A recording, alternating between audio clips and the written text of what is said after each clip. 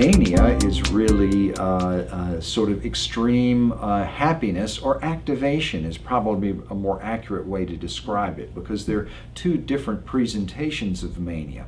Some people are elated, they're high, they're euphoric, they're on top of the world, can do anything, and there's one word that my patients say over and over again when they're describing mania, and that is that they felt invulnerable. Nothing could touch them, nothing could bring them down, they could do anything, they could not be hurt. Whereas another group of patients also experience the activation, but they instead feel angry. They're irritable. Things make them angry very easily. They get angry at their coworkers or their family members, and at extreme stages, these individuals can actually become violent. In many ways, the mania is elevated mood and accompanied with an increase in energy. Overall, people tend to take on new projects, do all kinds of new things, start 25 projects and not complete any of them. They have so much energy they don't need to sleep at night.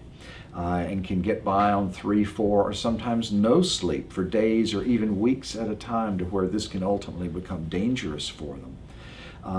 They have a sense of having a ton of energy, and that their thoughts are going fast, and that they want to tell you every single one of those thoughts. So they talk a lot, and again, at its extreme stages, this can become, their language can break down to where it doesn't make any sense anymore.